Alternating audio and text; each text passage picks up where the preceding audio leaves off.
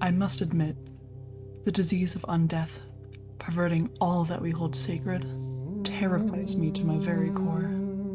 The witch, Drethel, has tainted Zilvren and taken much from my people.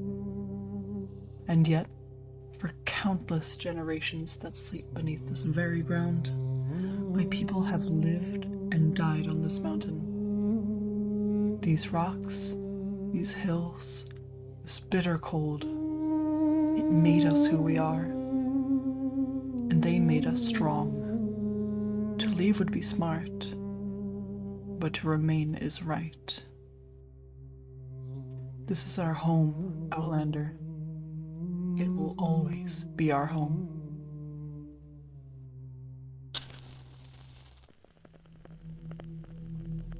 In the far north of Torune, where the snow sticks and never melts, are the Zilvren Mountains. Said to be the corpse of a long-dead god, the mountains are home to a myriad of dangers. Direwolves, trolls, witches, these make up only a portion. The greatest fear, perhaps, is the black miasma, the sea of dark magic that pours out from the recesses of the mountain, bringing undead horrors with it. Today, we will be discussing the mysterious people known as the Silverfolk, the natives of Zilvren. Silverfolk have tough, silver-colored skin with an almost threaded appearance, giving them a look that seems just short of intentional. Given their shape and features, they seem to be a subrace of typical humans. You'd be hard-pressed to find a Silverfolk without a scar of some kind. It can range from an old cut to entire missing limbs, a product of their environment, it would seem. Their clothing typically consists of well-worn rags and robes tied with rope they fashion from their own hair. Many also drape themselves in thick furs to keep warm.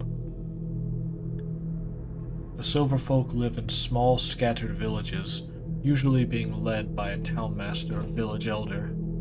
They seem to migrate further up the mountain every generation as the black miasma rises. The oldest Silverfolk ruins are said to reside in the valleys, now uninhabitable. There is no telling what horrors remain there now. The traditions and culture can vary between villages, but most Silverfolk have a great sense of solidarity and would never abandon their own, even at the cost of life and limb. That being said, they are very cautious around outsiders such as myself. I was nearly thrown out of a village when they discovered I was an outlander. Larger villages may have livestock, but most are so small that they depend on hunting for their food. The Silverfolk also seem to have a deep cultural love of music, mainly flutes carved from the wood of winding wood trees. If one hears the whistles when lost in the forest, following the noise may bring them to a village. The beasts of the wilderness are a great threat in Zilvren. Walls are erected and guards patrol to protect their people from the things that stir in the darkness of night. Such things would keep the Silverfolk awake at night if it were not for the death sorcerers, Silverfolk mages who invoked the powers of death and sleep. Going back to the Silverfolk's love of music, death sorcery is cast from the breath in the form of whistling songs. These songs can vary widely, from whistles that give people a good night's sleep to whistles that wither creatures to dust.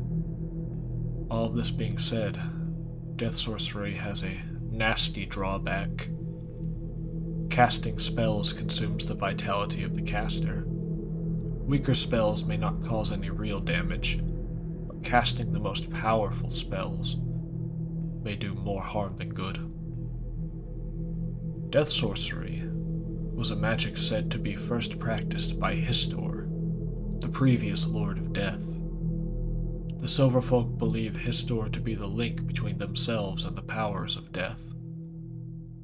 Unfortunately, and ironically, at some point in history, the Lord of Death himself was murdered by the witch Drethel, who usurped his title and used his corpse to birth undeath sorcery, a new, tainted form of necromancy. Ever since Histor fell, death sorcery has decayed, both in its users and its potency, slowly rotting away. It is still a curious thing. How can death sorcery still persist, even after Histor has been killed? Perhaps I simply don't understand enough about the magic of this world. Perhaps I don't understand enough about Histor, the details of his death. To summarize, the Silverfolk are a people that will always watch out for each other.